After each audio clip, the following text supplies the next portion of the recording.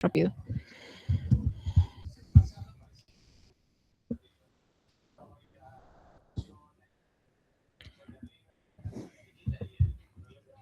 Ya. Entonces vamos a ver ahora la parte de líquidos corporales, ya compartimentos en los líquidos corporales. Ay.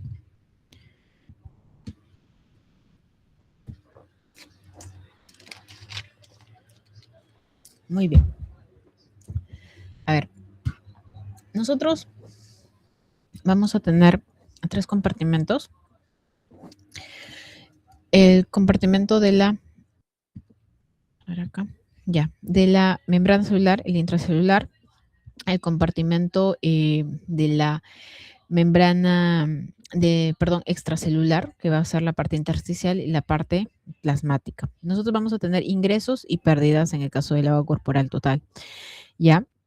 Entonces, aproximadamente el 60% del agua, de todo el peso corporal corresponde al agua corporal total, ¿ya?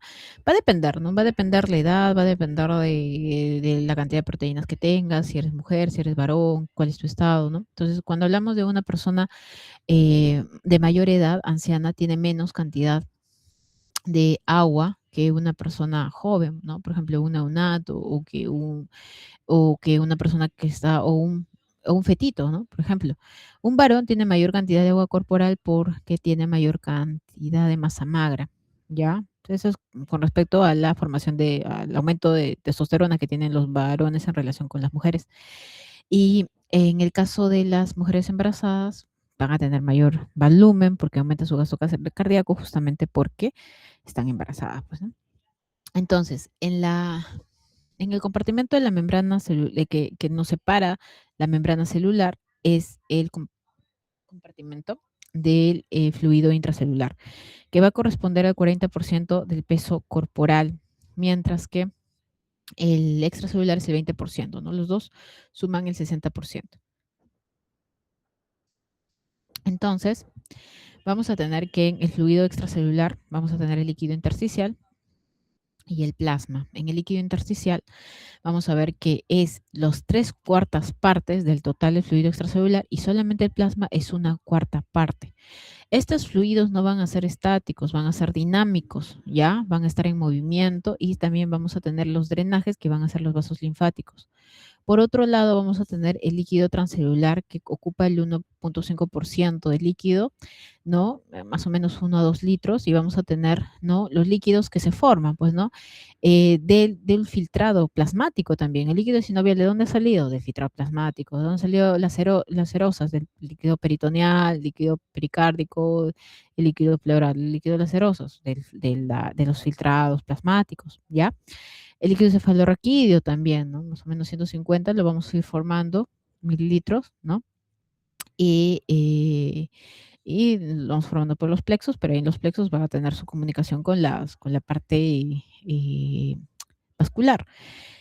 El líquido que tenemos en el interior del tracto gastrointestinal, la bilis, todos esos, chicos, son líquidos transcelulares, ¿ya? Y muchas veces se podrían convertir en patológicos si formamos un tercer espacio. Ahorita lo vamos a explicar. Por ser mujer tenemos menos cantidad de porcentaje de fluidos que los varones, ¿no? Los varones nos ganan un poquito más, ya porque ya explicamos que es por la masa magra. Otra cosa, el fetito tiene, por ejemplo, un 90% de agua corporal total, mientras que un neonato 80%. Eso significa que mientras más voy envejeciendo, voy a disminuir mi cantidad de agua corporal. Entonces, 2/3 intracelular, más o menos el 35% del total, hablando de un 40%, y un tercio extracelular, 20 a 25%. De intracelular es todo lo que está dentro, pues, ¿no? De la célula. Extracelular es lo que está afuera, ya sea la parte intersticial que ocupa el 80% y la parte plasmática que ocupa el 20%. De acá nosotros podemos sacarlo, el porcentaje total, plasma 4, intersticial y todo lo demás, ¿no? Pero bueno, eso no es algo que pueda ser preguntable, simplemente para que lo tengan en cuenta. Pero lo que sí también saber, ¿no? De que en el líquido transcelular vamos a tener los líquidos oculares, la pleura, el pericardo, que son líquidos que se forman en las serosas. Y eso de acá podría formar un tercer espacio, ¿verdad? ¿no? Tercer espacio, cuando aumentamos la presión hidrostática, ¿ya? Aumentamos, puede ser por dos motivos, o aumentamos la presión hidrostática o aumentamos la presión o disminuimos la presión oncótica, ¿ya? Entonces, esas dos formas. ¿Cómo aumento la presión hidrostática? Aumento el volumen, ¿verdad? En mi plasma, o disminuye la presión oncótica cuando disminuye la formación de proteínas, por ejemplo, la albúmina, ¿ya? O elimino albúmina, pues estoy eliminando por algo, ¿ya? Entonces se forma un tercer espacio. La ganancia y pérdida de agua. Entonces tenemos que tener un equilibrio de 2500 aproximadamente. Nosotros vamos a ver que la ingesta de agua de líquidos es aproximadamente 1200 mililitros por día. Alimentos, 1000, porque los alimentos también van a tener un porcentaje de agua, sobre todo si uno come frutas, verduras, ¿ya? Y este metabolismo de los alimentos, el simple hecho de comer, me va a generar 300 mililitros de agua, o sea, es agua metabólica, ¿ya? Mililitros de agua al día. Ahora, en el caso de las pérdidas de agua, tengo pérdidas insensibles, pérdidas que ni siquiera yo lo siento, pero que las voy perdiendo. En la forma cutánea, 350 mililitros por día, ¿no? Un calor que estoy sintiendo. No necesariamente van a ser sudor, porque el sudor lo vamos a clasificar en otro lado, pero es una pérdida cutánea. Pulmonares por el vapor de agua que en el momento que voy respirando, inhalando, voy a ir eliminando también en la exhalación, ¿ya? En el caso del sudor, también va a tener más o menos 100 mililitros por día, pero si comienzo a hacer ejercicio, por ejemplo, o estoy viviendo en un lugar muy cálido, el sudor va a ser mucho mayor, ¿no? Entonces va a variar también acá, podría variar. El caso de las heces, y es el torno digestivo, es 200 mililitros por día, pero si, por ejemplo, esta paciente tiene diarrea, algún tipo de gastroenteritis, va a comenzar a aumentar. En la parte renal, perdón, en la parte renal la orina ocupa 1500 de la pérdida, ¿verdad? Es la regulación hídrica más importante. Entonces, si yo podría aumentar eso también en pacientes que están consumiendo diuréticos, pueden ser fármacos, pueden ser diuréticos naturales, que me aumenta el volumen urinario, ¿no? Como el café, como los tés, algunos tés que se utilizan como diuréticos, frutas que se utilizan como diuréticos, etcétera. Bueno, ¿ya? Entonces, eso podría aumentar el flujo. Y lo que nosotros tenemos que hacer es mantener un equilibrio, pues, ¿no? Hay que mantener un equilibrio. Ahora, también vamos a estar formados de iones de líquido intracelular y de extracelular.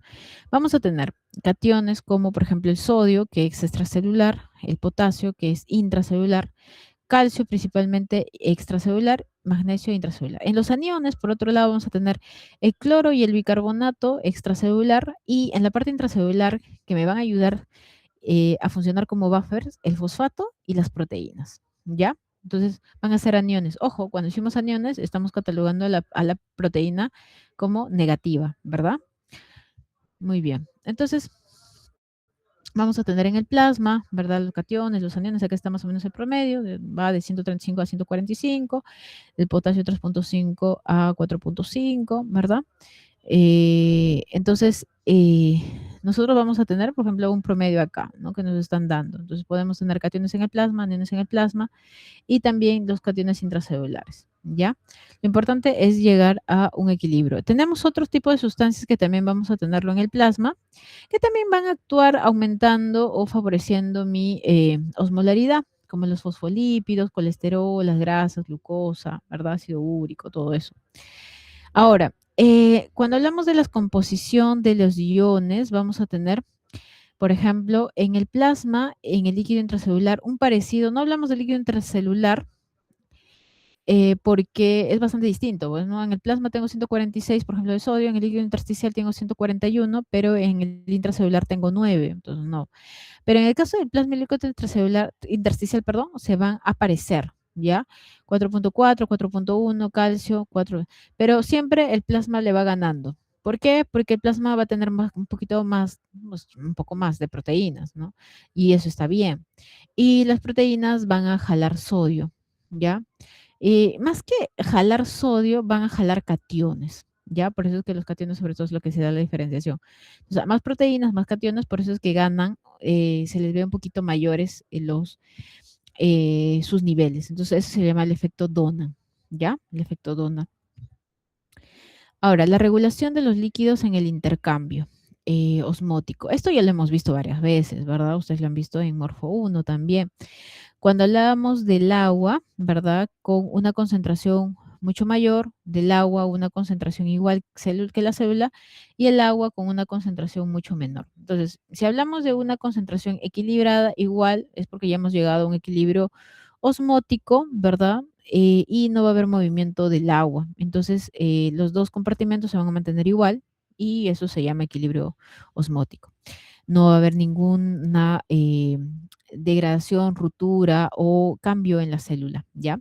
En el caso de la parte de una solución hipertónica, hemos visto que la solución hipertónica está llena de, ¿no?, de solutos, aumenta la concentración en la parte extracelular y por un mecanismo de ósmosis, ¿no? Porque tenemos una membrana semipermeable que va a ser la membrana celular, va a comenzar a moverse el agua desde el interior de la célula hacia el exterior de la célula para llevar a este equilibrio osmótico. Y eso va a hacer que la célula se deshidrate y forme los crenocitos. Por otro lado, vamos a tener la solución hipotónica, en donde la solución va a estar disminuida en la concentración de solutos y va a hacer que el agua comience a ingresar hacia la célula que tiene mayor concentración, ¿verdad? De solutos. Entonces esa célula se va a comenzar a aumentar de tamaño, como se ve acá, empieza la turgencia y se da la hemólisis. Entonces vamos a tener ejemplos, por ejemplo, como el agua destilada en el caso de las soluciones hipotónicas, en el caso de las soluciones hipertónicas tenemos la dextrosa 73% o tenemos el manitol también. Y en el caso de las isotónicas, el cloruro de sodio al 0,9% y la dextrosa también al 5%. Ya, esas son soluciones isotónicas que las puedo utilizar para la hidratación del paciente. Ya.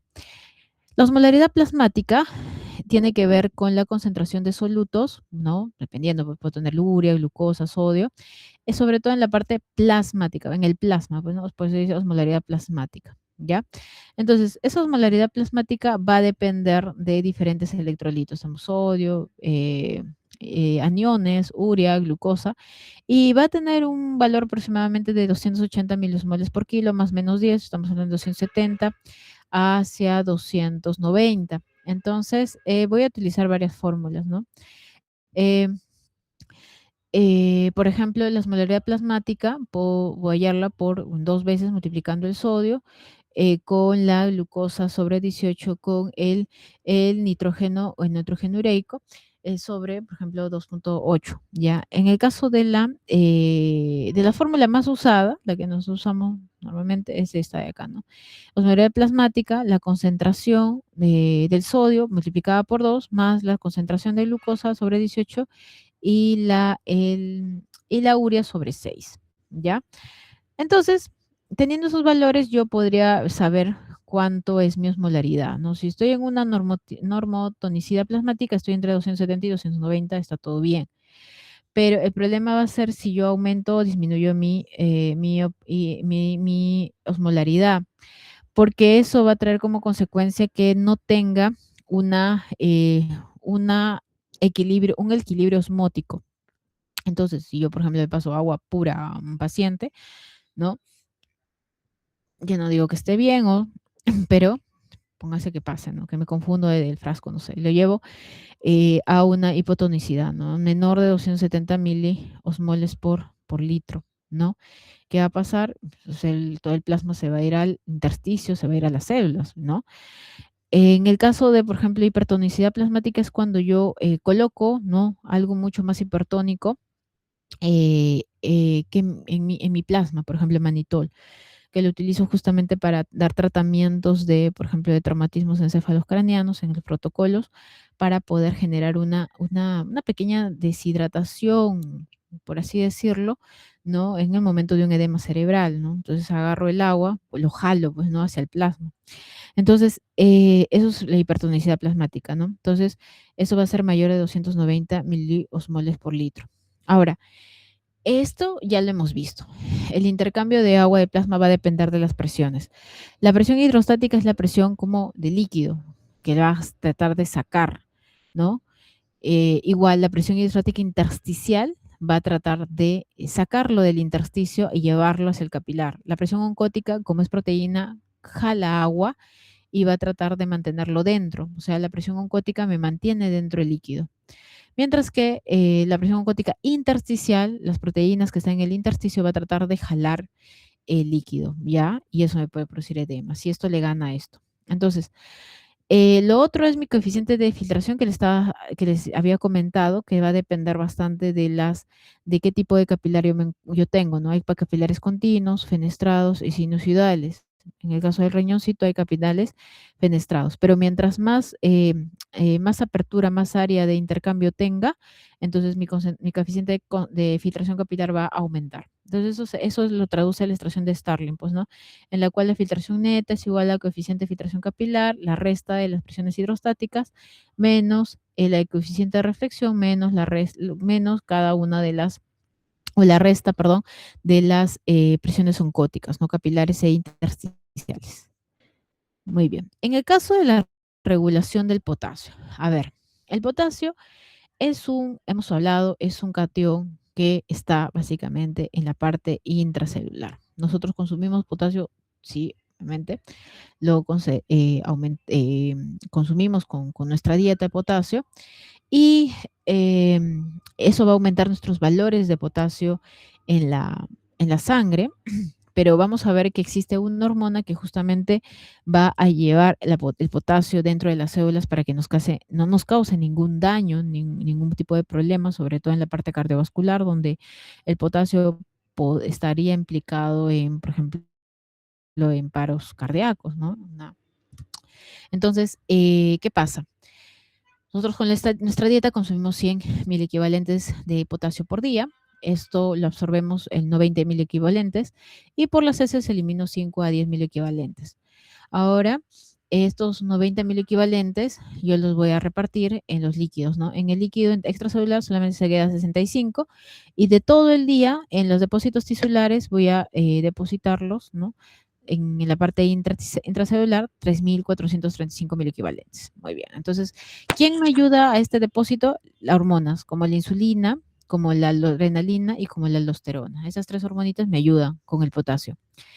Y este potasio, ¿verdad? Este potasio, como dice potasio plasmático, se va a quedar en la parte extracelular, va a ser regulada, sobre todo por la aldosterona, ¿ya? Más que todo por la aldosterona, va a estar regulada. Ya lo hemos visto cómo. Elimino 90-95 mil equivalentes de potasio diario. Entonces, voy a tener factores que me van a ayudar a mantener o regular el potasio. Tenemos la epinefrina, la insulina, la aldosterona. Voy a tener fármacos que me van a inducir a la hiperpotasemia.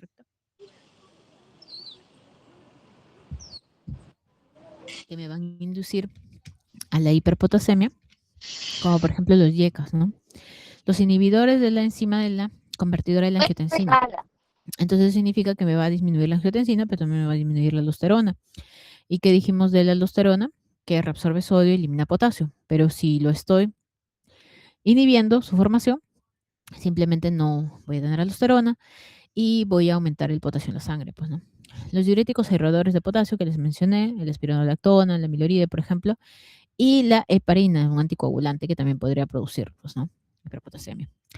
Ahora, que desplace el potasio plasmático. Vamos a ver cómo va a funcionar en el equilibrio ácido-base, cómo va a influir en la osmolaridad, cómo hace que el ejercicio también movilice el potasio y en caso de lisis celular. Por ejemplo, ¿no? En caso de lisis celular, si sabemos que el potasio es una molécula intracelular, perdón, intracelular, entonces si yo tengo lisis de una célula, ese potasio va a salir, ¿verdad? Va a salir al plasma y va a aumentar y voy a tener una hipercalemia.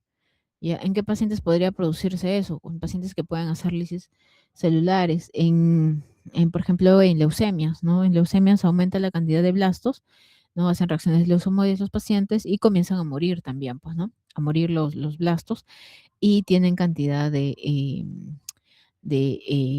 aumenta su cantidad de potasio en la sangre, pues, ¿no? Por ejemplo.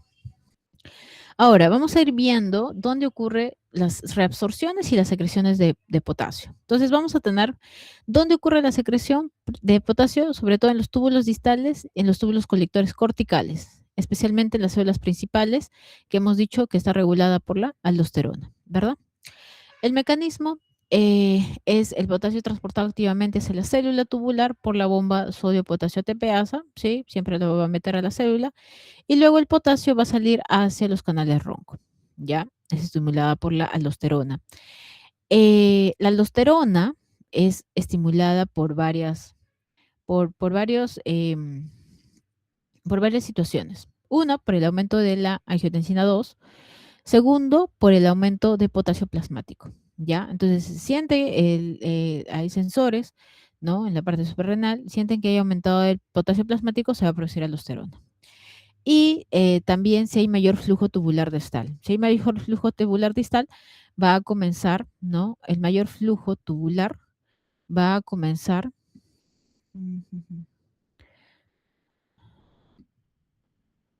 ¿Ya? Este mayor flujo tubular distal, sobre todo, va a hacer que comience a reabsorberse mayor cantidad de sodio en la parte distal. Pero hemos dicho, en la parte distal se reabsorbe sodio, pero se elimina potasio, ¿ya? Entonces, por eso que ocurre. Inhibida por la acidosis, ¿ya?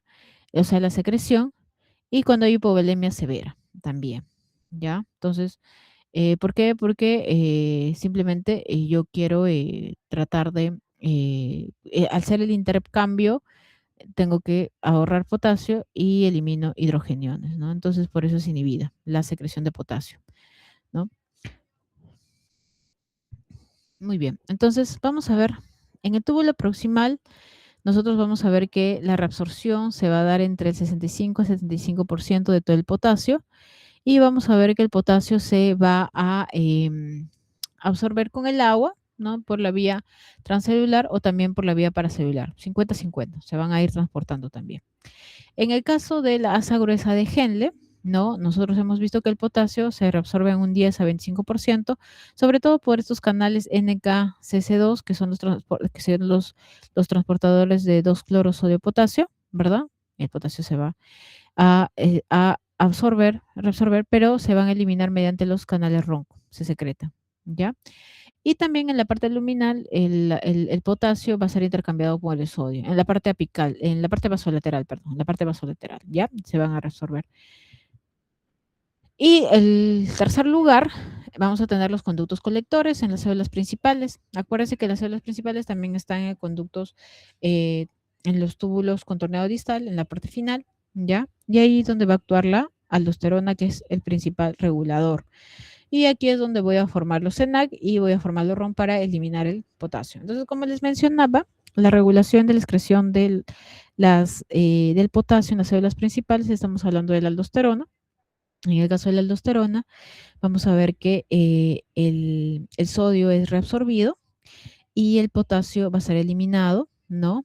Como respuesta de que aumenta el potasio intracelular por la bomba sodio-potasio TPasa para la resorción de sodio y para que el potasio ingrese, ¿no? En contra del gradiente de concentración. Y eso hace la aldosterona. Luego vamos a tener esto de acá, que va a ser eh, cómo la concentración de potasio plasmático va a hacer que la aldosterona comience a producirse. O sea, no hay un límite, simplemente se va a ir produciendo poco a poco, ¿ya? Entonces tenemos acá, por ejemplo, la concentración de potasio va aumentando, ¿verdad? Va aumentando, y la concentración de aldosterona también va aumentando, ¿verdad? Va aumentando. Entonces van a la par, directamente proporcional. Entonces, a mayor flujo tubular distal, eso es lo que se mencionaba, ¿no? A mayor flujo tubular distal, el sodio va a poder ser reabsorbido más porque, ¿no? Mayor cantidad de sodio, por ejemplo, vamos a tener, ¿no? Mayor gradiente, vamos a poder reabsorber mayor cantidad de sodio acá. Y si reabsorbemos mayor cantidad de sodio, vamos a ir eliminando mayor cantidad de potasio, ¿no? Entonces, eso va a hacer que podamos disminuir la cantidad de potasio. Y la entrega distal de sodio. ¿no? Entonces, cuando nosotros aumentamos la entrega de sodio, entonces vamos a ir de uno, vamos a comenzar a negativizar, por así decirlo, el túbulo, ¿ya? Porque el sodio, mientras vamos a ir llevándolo a la célula, claro, la célula lo vamos a ir positivizando, ¿verdad? Pero igual voy a hacer el intercambio acá. Pero ¿qué pasa? El túbulo lo voy a dejar negativo, porque voy a ir ingresando bastantes cationes. Entonces, para poder equilibrar eso, pues sobre todo la carga, va a salir el potasio, ¿no? Que esto también es un ion positivo. En el caso de la excreción, ¿no? El ajuste de la excreción, nosotros vamos a tener, perdón, los túbulos colectores sobre las células intercalares alfa, ¿no? En las cuales, como les mencionaba, si yo quiero realizar un ajuste de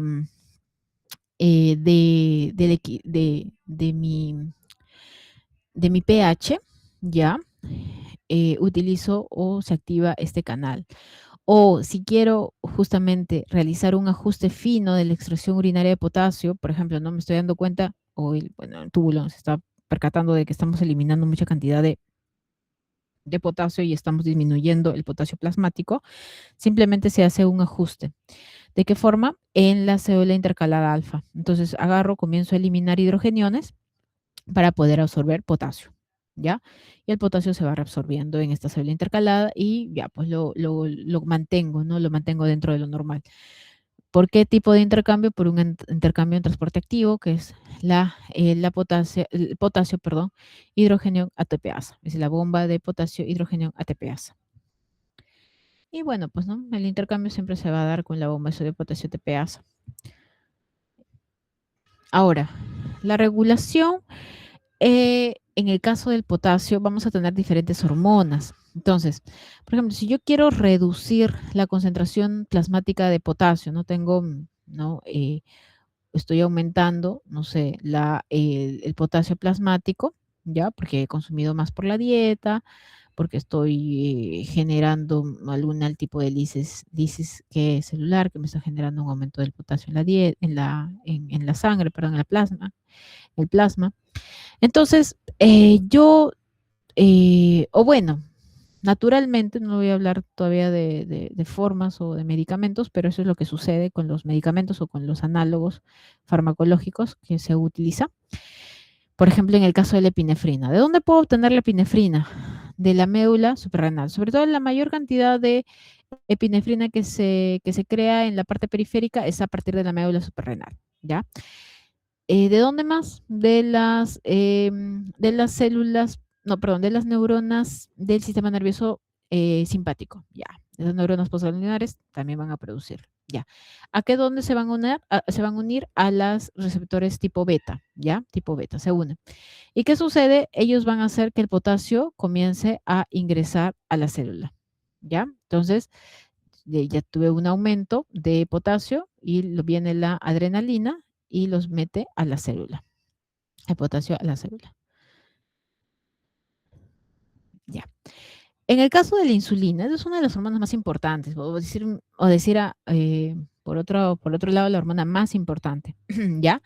Entonces, ¿por qué? Porque nosotros vamos a aumentar nuestro potasio de todas maneras en el momento en que estamos consumiendo alimentos. O sea, nosotros cuando consumimos alimentos, estamos comiendo células también, pues, ¿no? ¿Y qué hemos dicho que tienen las células? Potasio, pues, ¿no? Entonces, va a comenzar a aumentar la cantidad de potasio en nuestra sangre. ¿Y qué hace el páncreas? Rápidamente va a comenzar a producir insulina y esa insulina se va a unir a su receptor insulínico y va a hacer que el potasio que está aumentando en el plasma comience a ingresar a la célula, ¿ya? Entonces, también tiene ese efecto de guardar el potasio. En el caso de la acidosis metabólica, tenemos que se tiene un comportamiento en la cual es como si el potasio y los hidrogeniones no se podrían ver en la misma célula, ¿ya? Entonces, si entra uno, sale el otro, y si entra el otro, sale el otro, pues, ¿no? Entonces, por ejemplo, en la acidosis metabólica, ¿qué vamos a tener? Un pH bajo, ¿verdad? Porque tenemos un aumento de hidrogeniones en el plasma. Entonces, para yo regular mi acidosis metabólica, ¿qué tengo que hacer? Tengo que ingresar estos hidrogeniones del plasma a la célula para disminuir, ¿verdad? Disminuir la acidez, ¿no? Y aumentar mi pH. Entonces, cuando yo ingreso los hidrogeniones a la célula, el potasio básicamente se sale, ¿no? Entonces aumenta el potasio intraplasmático. Entonces, ¿por qué? Porque estamos aumentando la cantidad de iones positivos dentro de la célula. Básicamente es por eso. Entonces el potasio se sacrifica y dice, ya, yo me salgo, ¿ya? Y se va. En el caso de la alcalosis metabólica, perdón, por otro lado, vamos a ver que la alcalosis metabólica se da un aumento del pH y porque voy a tener una disminución de la concentración de hidrogeniones en el plasma, ¿no? Entonces, ¿qué es lo que quiere la célula? Comenzar a regularlo. ¿Cómo? Comenzando a secretar sus hidrogeniones para llevarlos al plasma, los llevar al plasma y que el plasma comience a regularse su cantidad de hidrogeniones y así pueda bajar mi pH, ¿ya? Entonces, lo que hace en una alcalosis es sacar los hidrogeniones y ¿quién regresa? Regresa el potasio, ¿ya? Entonces el potasio va a comenzar a bajar, va a comenzar a bajar en el plasma porque se va a meter a la célula, ¿ya? Eso es lo que ocurre en una alcalosis metabólica. La regulación del volumen, del volumen y la osmolaridad. Acá vamos a ver la regulación del ADH. En el caso de, por ejemplo, si yo tengo una pérdida de agua, por ejemplo, ¿no? ¿Qué ha pasado? Estoy incrementando la diuresis, no sé, he tomado un diurético, etcétera. Sudoración excesiva, vómitos, diarrea, desvibración de agua, incremento del sodio extracelular. Todo esto hace que yo disminuya, o sea, tengo como una pérdida de agua, ya una pérdida de agua, en este caso aumento la osmolaridad.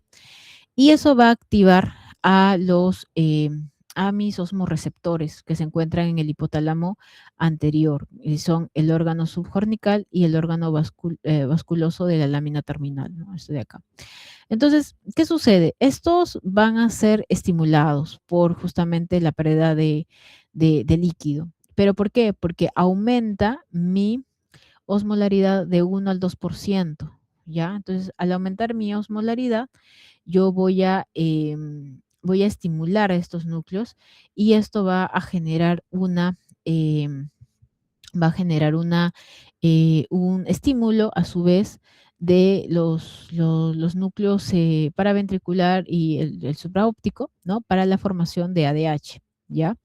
Entonces, sobre todo la parte del supraóptico, ¿verdad? Pero en realidad los dos son los que van a ir formando tanto la oxitocina como el ADH. Bueno, entonces también lo pueden estimular el ejercicio intenso, lo puede estimular el estrés, el dolor, náuseas, hipertermia, todos estos de acá, ¿ya?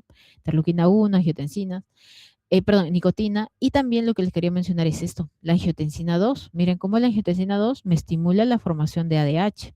No solamente estimula la formación de aldosterona, también de ADH. ¿Y qué hace el ADH? Aumenta la reabsorción de agua, ¿ya? En el túbulo colector cortical, ¿no? Y también en el túbulo colector medular, pero sobre todo en el túbulo colector medular, cortical.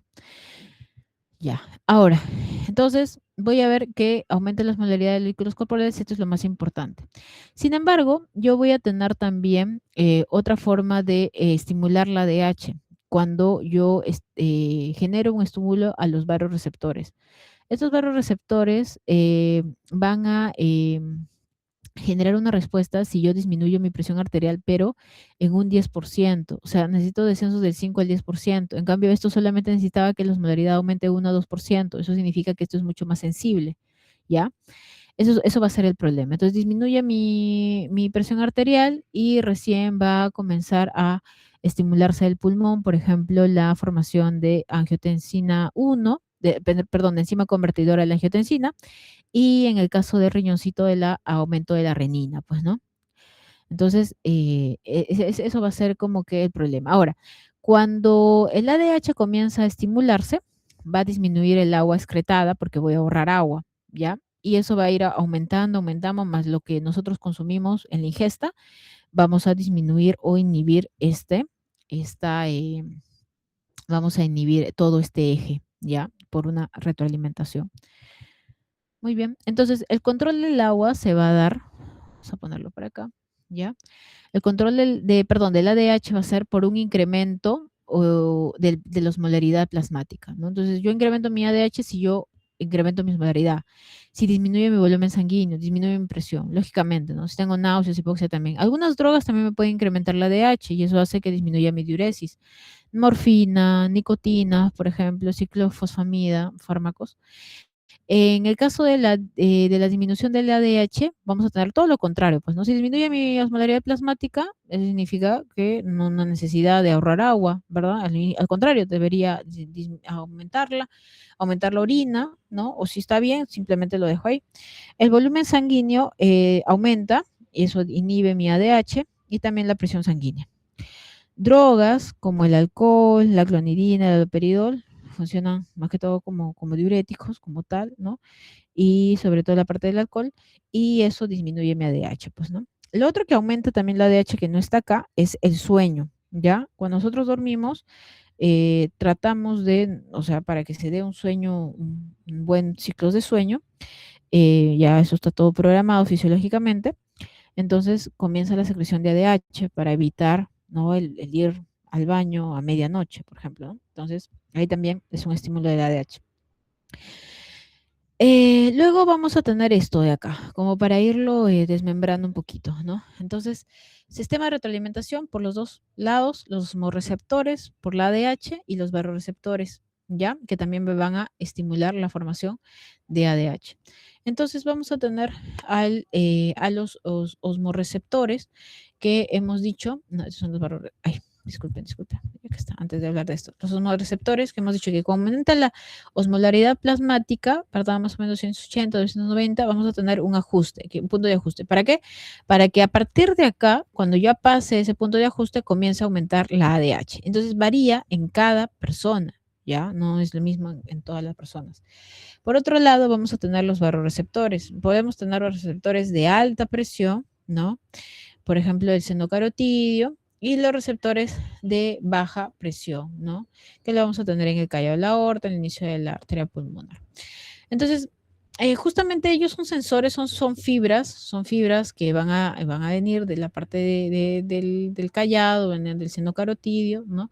Y van a comenzar a generar un estímulo, ¿verdad? Un estímulo, lo cual va a llevar a la secreción de la ADH. Ya comienza estímulos hipotalámicos, ¿no? Acá lo podemos ver en el hipotálamo, desde la parte de, de- del tronco encefálico y, estimula la parte hipotalámica y se da la formación de ADH.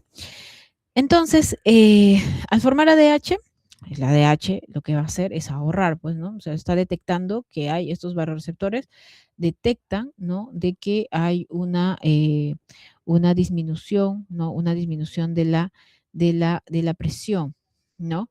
Entonces, de la presión arterial, por eso para receptores de alta presión. Entonces, y eso va a hacer que comience a resolver el agua en el tubo contorneado en el tubo colector cortical.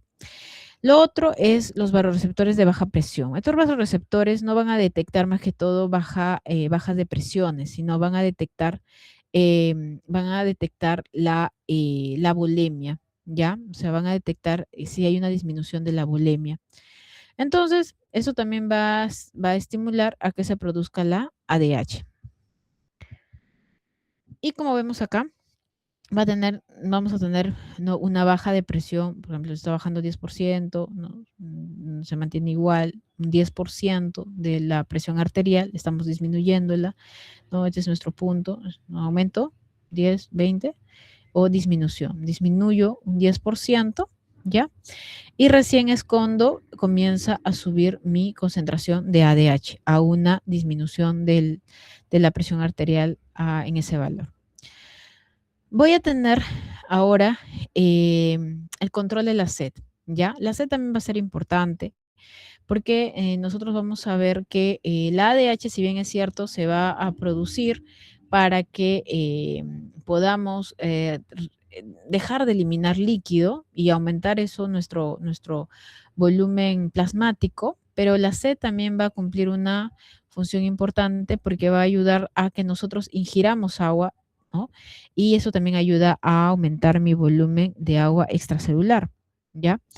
Y eso, cuando ya aumento mi volumen extracelular, simplemente hay una retroalimentación negativa para que ya no se siga formando más ADH y sí inhiba la sensación de sed, ¿no? Entonces, yo voy a tener, por ejemplo, factores que me incrementan la sed. Si se dan cuenta, es básicamente lo mismo que lo que me aumenta la CTH, ¿no? Las urea plasmática, disminución del volumen sanguíneo, aumento de la angiotensina 2, por ejemplo, la boca seca, ¿ya? Esa boca seca es es el estímulo digestivo, ¿ya? Entonces, ¿dónde va a estar más o menos, podemos decir, el centro de la sed? En la región anterolateral, ¿no? Núcleos preópticos, en la casa, en el hipotálamo. ¿Y qué me disminuye la sed? Todo lo contrario, pues, ¿no? Que disminuye el plasma, la osmolalidad plasmática, perdón, que aumenta el volumen sanguíneo, la angiotensina disminuye y sobre todo la distensión gástrica. Entonces, si yo consumo agua y mi estómago comienza a distenderse, eso hace que se dé un pare, un stop, pues, ¿no? Entonces, porque imagínense tomar sin parar, ¿no? Que no haya una sensación de llenura, ¿no? Entonces, esa distensión gástrica hace que ya nos pase la sed. ¿Ya? Por otro lado, vamos a tener estos umbrales, ¿no? Para que tengan en cuenta que el umbral osmótico, por ejemplo, de la formación de ADH va a llegar acá más o menos 280. Y yo con 280 yo voy a ir aumentando mi cantidad de ADH, voy a ir subiendo. 281 voy subiendo, 282 voy subiendo. Pero recién la sed se va a activar cuando llegue a 288. ¿Ya? Entonces, si una persona tiene sed, es porque ya su deshidratación no puede ser controlada con la ADH, ¿ya? Entonces, la ADH se produce antes. Muy bien, tenemos el sistema renina-angiotensina-aldosterona que se produce cuando hay una disminución de la volemia y eso me produce una disminución de la presión arterial. Y ya, y ahí voy a tener una disminución de la carga tubular de sodio, pues, ¿no? Entonces, ¿qué pasa? Si yo tengo una disminución de carga tubular de sodio, lo va a sentir mi aparato yuxtalomerular, ¿no? Donde está mi mácula densa y mis células yuxtalomerulares, ¿no? Acá está, la mácula densa que está formado por el túbulo contorneado distal, que es un sensor en la cual me va a decir si tengo buena carga de sodio o mala carga de sodio. Si tengo una baja carga de sodio, eso va a estimular a que estas células, las células yuxtalomerulares, que va a estar acá por la arteria aferente, comiencen a la producción de renina, ¿no? Entonces vamos a que la mácula densa y que estas células también son sensores, perdón, y la mácula densa comienza la producción de renina, ¿ya? Ay, perdón. Acá igualito, ¿verdad? Acá tenemos el túbulo distal, acá la mácula densa y acá las células, ¿no? La arteriola aferente y esta me produce la renina. Entonces, ya cuando se produce la renina por una hipovolemia o una disminución de la presión arterial, esa renina es una enzima, se lo considera una hormona también, pero en general es una enzima, ya que va a actuar junto con el angiotensinógeno que se produce en el hígado. Ahora, no es que el angiotensinógeno no se produzca porque sí, porque ya hay, no. El hígado también tiene sensores de baja de presión, de baja de sodio. Recién ahí es donde el hígado produce el angiotensinógeno, ¿ya? Y con eso van a ir escindiendo de algunos péptidos que lo inactivan al angiotensinógeno y lo convierten en angiotensina 1, que es activa pero con baja potencia. Entonces va a venir una enzima que se llama la enzima convertidora de la angiotensina. Siempre lo representan que son en los endotelios de los capilares pulmonares, pero en general ya se sabe que están en muchos endotelios en donde se produce, ¿ya? Y lo van a potenciar a la angiotensina y lo van a convertir en angiotensina 2, ¿ya? Y esta angiotensina 2 va a irse hacia la médula, perdón, la glándula suprarrenal, la parte de la capa glomerular, donde se producen los mineralocorticoides y se produce la aldosterona. Entonces, la aldosterona aumenta la resolución de sodio y cloro y eliminación de potasio, ¿verdad? Eso ya también lo hemos estudiado varias veces. Y tenemos medicamentos como por ejemplo los inhibidores de la enzima convertidora de la angiotensina, como el captopril, benzapril, liapril, que son los que van a inhibir pues justamente esto, ¿no? Y al inhibir la enzima convertidora de la angiotensina no se van a producir angiotensina, no se va a producir aldosterona y no me van a producir este efecto. Entonces, esto de acá, estos inhibidores de la ECA van a hacer que no se reabsorba sodio y también van a hacer que no se secrete potasio, ¿ya? ¿Y qué va a pasar? El potasio, el potasio se va a quedar en el plasma, ¿verdad? Y si se queda en el plasma me va a traer un aumento del potasio en plasmático, entonces estos medicamentos me pueden traer hiperpotasemia, ¿ya? Me pueden causar.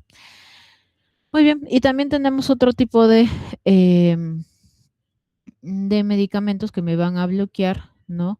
Los receptores de angiotensina, que van a ser los ARA2, pues, ¿no? Los ARA2, antagonistas de los receptores de angiotensina. Entonces, y tenemos, esto ya lo expliqué, cómo es que la aldosterona, cuando llega a su receptor en el túbulo renal, este es el túbulo renal, ¿verdad? En la parte distal, ya hemos visto en las células principales, se va a unir a su receptor de mineralocorticoides, este de acá va a llegar hacia el ADN, van a formar el elemento de respuesta de mineralocorticoides en el ADN y se va a formar la sodio-potasio ATPasa, los canales RON y los canales ENaC. Y así es como yo reabsorbo sodio, el sodio lo coloco a la sangre, ¿no? Junto con, gracias a la bomba sodio-potasio ATPasa, el potasio ingreso a la célula, pero lo quiero sacar gracias a los canales RONC, y con eso voy a aumentar mi secreción de potasio, ¿ya? Muy bien. Ahora, por otro lado, también tenemos sensores que me van a detectar la disminución de la presión arterial en el caso del sistema nervioso simpático, ¿no? Que van a producir adrenalina y noradrenalina. Lo puedo tener por la inervación simpática básica que tiene el riñón, que tienen todos los órganos, o también lo puedo tener la epinefrina, sobre todo en la parte de la médula, ¿ya? Los dos me van a producir vasoconstricción y eso, vasoconstricción me va a traer una disminución del flujo sanguíneo renal. ¿Eso para qué? Para disminuir mi tasa de filtración glomerular, y eso lo hemos estudiado. Si disminuyo mi tasa de filtración glomerular, disminuyo también mi volumen urinario, ¿ya verdad? Entonces, para poder regular mi presión arterial. Entonces, aumento la reabsorción de sodio, de cloruro de sodio a lo largo de la nefrona también, pues, ¿no? Como va a disminuir la velocidad de flujo, ¿verdad? Como disminuyo la velocidad de flujo, gracias a la disminución de la tasa de filtración glomerular, hemos dicho, cuando disminuyo la velocidad, entonces voy a tener más tiempo de reabsorber sodio, ¿ya? Y aumento la secreción de renina, pues, ¿no? De renina. Entonces, vamos a ver que la renina se va a producir, esto ya lo hemos estudiado, se produce angiotensina 1, 2, y principal acá yo quería enseñarle las funciones, ¿no? En el caso de la aldosterona, va a funcionar sobre todo en estas células de acá, ¿no? Estas células de acá, ¿no? Acá no es ponerlo aquí esto lo voy a borrar para que no se confunda. Lo que pasa es que algunas literaturas lo colocan porque también forma parte, algunos lo ponen ya como si fuera parte del túbulo contorneal distal, pero nosotros no lo vamos a manejar de esa forma, ¿ya? Entonces, el aumento de la reabsorción de cloruro de sodio es en el túbulo contorneado distal, la parte final, y el túbulo colector, ¿ya? Y también la aldosterona, de alguna forma, comentan que también puede aumentar, pero no por estos mecanismos, ya, no por los mecanismos que hemos visto, aumento de la resorción de cloruro de sodio en túbulo proximal. Pero esto sobre todo lo hace la angiotensina, más que la aldosterona, ¿ya? Pero bueno, también alguna literatura lo pone. Pero principalmente si se les pregunta, va a ser esto de acá, ¿ya? Esto de acá. Aumenta la resorción de sodio en el túbulo contorneado distal y en el túbulo colector. Muy bien. En el caso de la angiotensina 2, tenemos aumento de la aldosterona, ya lo hemos visto, vasoconstricción arteriolar, porque tenemos receptores de angiotensina en las arterias, tenemos receptores y eso hace vasoconstricción. Y aumenta, como hemos visto, la secreción de DH y también me estimula la sed. ¿Ya? Los dos.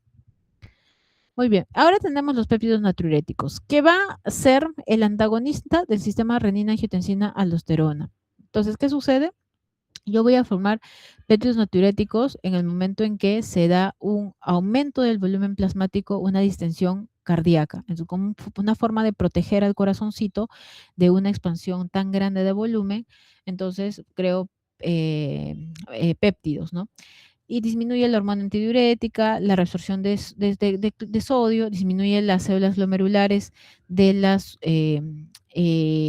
sobre todo, más que disminuir las células, se puede confundir acá, las células de la capa glomerular, ¿ya? Más que células glomerulares, células de la capa glomerular de la glándula suprarrenal, eso es para la formación de aldosterona, entonces lo voy a disminuir, ¿ya? Y disminuye la secreción de renina por el aparato, por el aparato yuxtaglomerular. Bueno, vasodilato la aferente y la eferente para aumentar mi tasa de filtración glomerular y eso va a hacer que se pueda filtrar mayor cantidad de sodio, lo pueda eliminar, ¿ya? Entonces, cuando nosotros hablamos de un equilibrio, tenemos que ver que haya un equilibrio entre estos dos sistemas, tanto el péptido natriurético, los péptidos natriuréticos con el sistema renina angiotensina aldosterona. Tiene que haber un equilibrio para que haya una homeostasis, porque me van a dar, básicamente es todo lo va a antagonizar, ¿no? Uno me inhibe el sistema nervioso simpático, este me activa. Uno me da antimitogénesis, o sea, formación de nuevo músculo, en el ventrículo izquierdo sobre todo, esto me da promitogénesis, ¿no? Este me inhibe y este me lo activa, por eso esto genera remodelamiento cardíaco, ¿ya? Que causa muchos problemas después. Esto me inhibe el sistema renina-angiotensina aldosterona, me causa eliminación también del sodio, en cambio esto me reabsorbe sodio.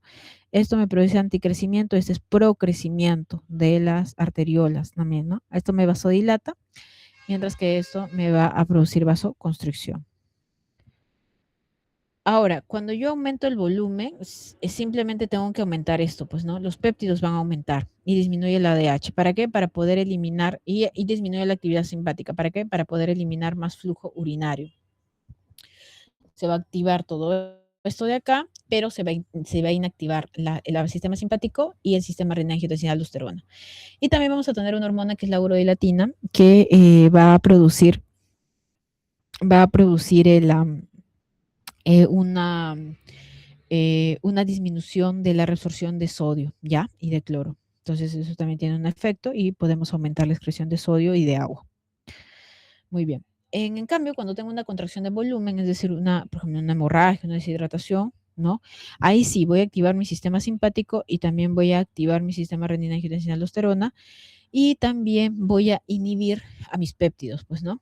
Inhibo mis péptidos y esa inhibición de los péptidos va también a estimular la activación del ADH. ¿Quién también estimula el ADH? La angiotensina y todo eso, ¿no? Entonces, lo que va a ocurrir acá es vasoconstricciones y vamos a disminuir, ¿no?, la tasa de filtración glomerular y con eso disminuimos la excreción de sodio y agua, pues, ¿no? Disminuimos y ahorramos. Entonces, en resumen, eso es lo que les venía diciendo. Tenemos factores que me van a ayudar al transporte tanto de sodio y de agua, ¿no?, a la reabsorción. Y va a haber factores que me las van a disminuir. Por ejemplo, los que me aumentan son la angiotensina 2, la aldosterona, pero los que me disminuyen son los péptidos natriuréticos, la urodilatina. El nervio simpático me va a aumentar la reabsorción de sodio, la dopamina me disminuye, el ADH me va a aumentar, ¿ya? Entonces, esos son los efectos, lo leen, ¿no? Bien más bonito, lo van analizando para que se vayan acordando, en donde actúan sobre todo también. En el caso de los diuréticos, nosotros vamos a tener que los diuréticos, ya les estaba mencionando más o menos para qué sirven los diuréticos, pero para lo que se usa, ¿no?, en general, es para la excreción de agua y solutos, especialmente del sodio, para eliminar, ¿no? Entonces, ¿por qué? Porque el sodio es lo que me produce es aumento de agua, pues, ¿no? Entonces, aumento de líquido, lo que queremos es eliminar. Entonces, actúan interfiriendo en la reabsorción tubular de iones en diferentes segmentos de la nefrona, ¿ya? Entonces tenemos tres mecanismos: disminuir la reabsorción de sodio, reduciendo la osmolaridad del intersticio, el gradiente osmótico que reabsorbe el agua, pues, ¿no? Ahora, el otro mecanismo es mayor volumen urinario y disminuye el volumen extracelular y reducir el volumen plasmático, ¿ya? Entonces todo esto al final me trae como consecuencia una disminución de la volemia. Tenemos diuréticos, por ejemplo, los osmóticos, en el caso del manitol, ¿no?, que es una sustancia hiperosmótica que va a viajar en la sangre y que va a actuar, por ejemplo, en el túbulo proximal y también puede actuar en el asa descendente de Henle, ¿no? En el asa descendente de Henle, donde hemos dicho que es una asa delgada, ¿verdad?, en la que solamente se va a movilizar agua. Entonces, lo que va a hacer es elevar la presión osmótica, ¿ya? Eleva la presión osmótica del líquido tubular y disminuye la reabsorción de agua y electrolitos y aumenta el volumen urinario. Entonces, aumenta el flujo renal, ¿no? Acá, aumenta la permeabilidad del agua, ¿ya? Entonces, el agua va jalando, va saliendo y el agua se va manteniendo adentro para que no se reabsorba, pues, ¿no? Aumenta el flujo de agua y simplemente, ¿no? Se aumenta esta velocidad y hace que en menor tiempo se quede, ¿no? Las sustancias para que se reabsorba en el túbulo y simplemente se elimina por la orina, pues, ¿no? Se elimina por la orina. Y vamos a tener diuréticos de acuerdo a su sitio de acción, ¿verdad? Entonces acá tenemos, por ejemplo, en el túbulo contenedor proximal podemos tener las inhibidores de las anhidrasas carbónica, ¿no? Entonces, ese inhibidor vamos a dejar de producir bicarbonato y también vamos a aumentar la secreción de agua, pues no, no vamos a generar una reabsorción. En el caso de los diuréticos osmóticos ya lo hemos hablado, como por ejemplo en el caso del manitol, vamos a disminuir también la reabsorción de varias sustancias y eso va a generar que podamos eliminarlo también por la orina. Los diuréticos de ASA es los diuréticos que van a actuar acá, como hemos dicho, los bloqueantes del receptor, del transportador, perdón, 2-cloro-potasio-sodio, ¿ya? Los diuréticos tiacídicos, como la hidroclorotiazida, que es la que van a funcionar acá, inhibiendo el transporte de sodio hacia la resorción de sodio, perdón, la resorción de sodio, y los ahorradores de potasio, ¿no? Los ahorradores de potasio que van a actuar en las células principales, sobre todo donde actúa la aldosterona, pues, ¿no? Inhibiendo la secreción de potasio, ya sea bloqueando la función de la aldosterona o también bloqueando los canales de sodio. ¿Ya? Entonces, acá es un resumen también para que vayan leyéndolo, de los diuréticos osmóticos de ASA, tiacídicos, inhibidores de la anhidrasa carbónica y los ahorradores, ¿no?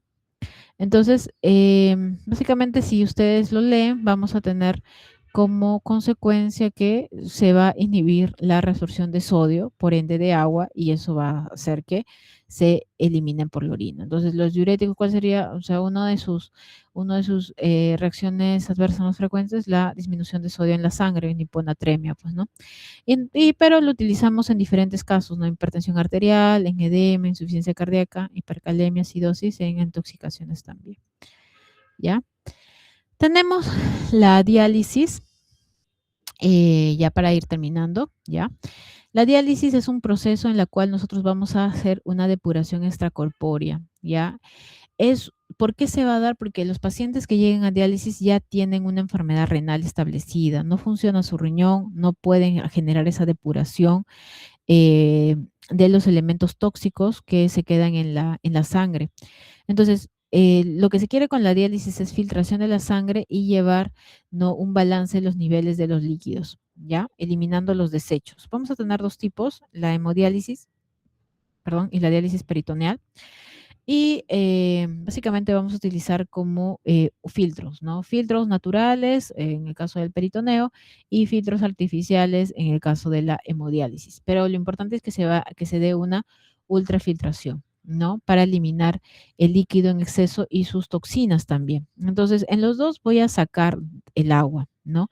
Depende, por ejemplo, la hemodiálisis depende del ajuste de la máquina. En una hemodiálisis, los pacientes tienen que ir por lo mínimo 3 veces a la semana, quedarse conectados a una máquina 4 horas. Normalmente se les realiza en una fístula arteriovenosa, es en sala de operaciones. Antes de que se le genere la fístula, se puede utilizar un catéter, o sea, se les infecta la fístula, se cierra la fístula, se hace uso del catéter, ¿no? Catéter venoso central. En cambio, en la diálisis peritoneal se puede hacer ambulatorio, ¿no? Se utiliza algunos equipos, pues pueden ser manuales o algunos equipos automatizados. También la diálisis peritoneal, eso se hace todos los días, ¿no? O se puede programar, ¿no? Se los programan el tiempo que tiene que realizarse el paciente y se le coloca una cantidad de glucosa, ¿no? En el líquido peritoneal. Entonces, vamos a ver que es más o menos así. Es una bolsa de solución en la cual yo le voy a colocar un catéter en la parte del peritoneo y con eso se genera una solución de diálisis para que pueda jalar todas las toxinas, ¿no? Mediante difusión y se pueda eliminar por otra bolsa de drenaje. Entonces, la membrana en la que él se va a dializar es el mismo peritoneo.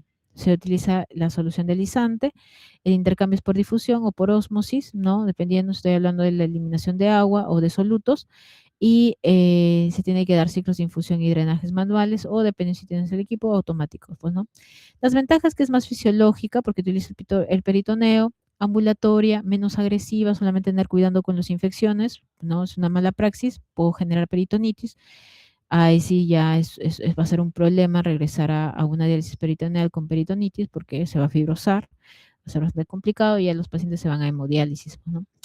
Entonces acá tenemos el peritoneo, tenemos el líquido dializante que lo ponemos al espacio peritoneal y luego se va a dar este flujo de estas sustancias que son los puntitos negritos, esos son las sustancias de desecho que se van a ir junto con el líquido peritoneal y vamos a dejar limpio, pues, ¿no?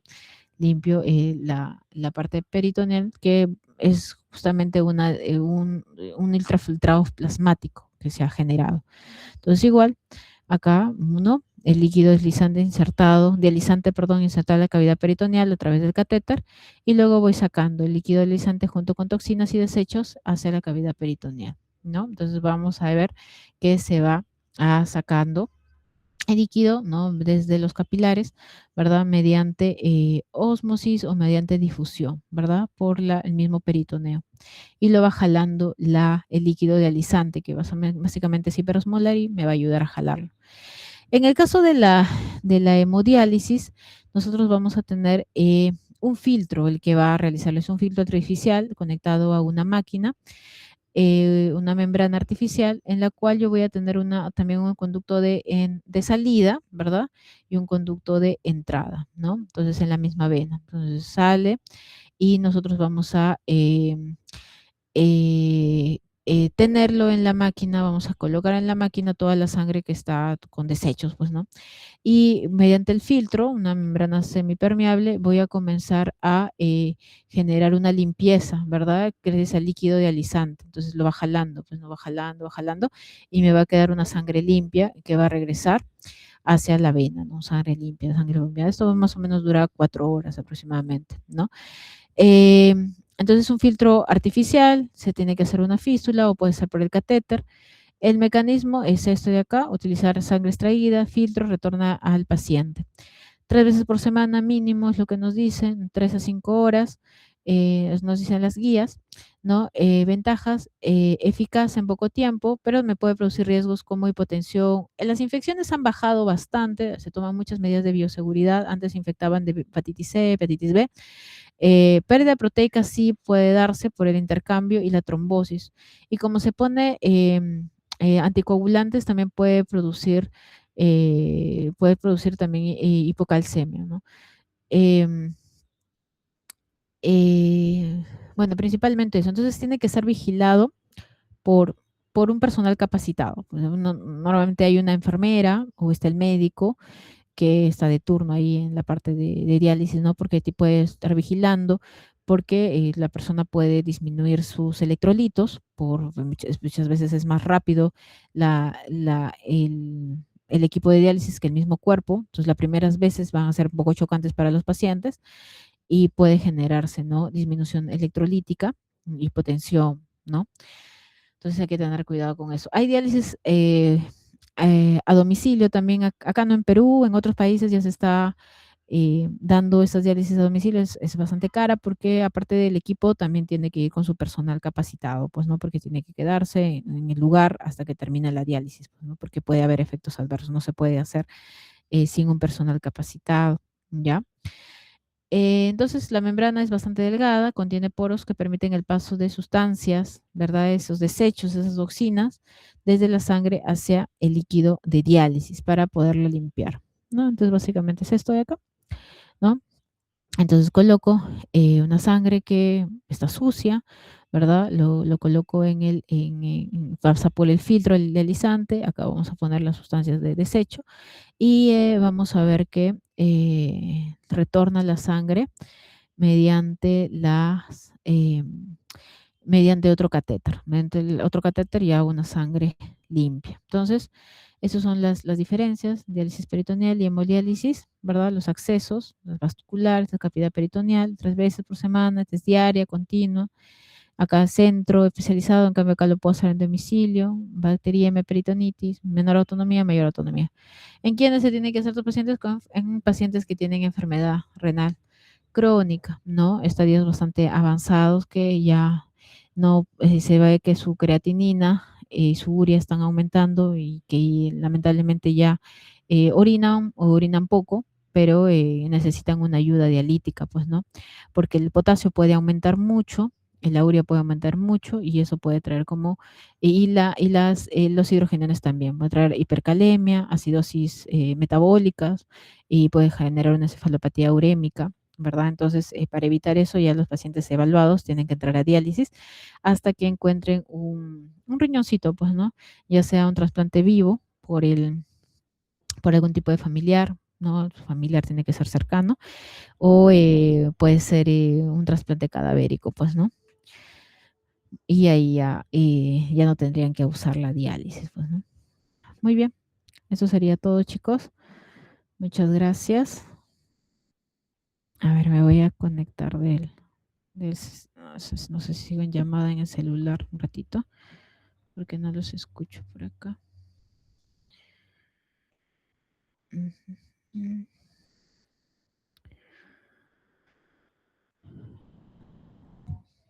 Ya está. Voy a apagar el micrófono.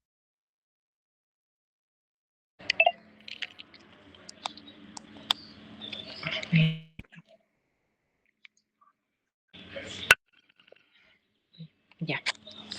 Muy bien, creo que sí, por acá sí los puedo escuchar. Estoy ya conectada en el celular, que sí están viendo mi pantalla. Muy bien.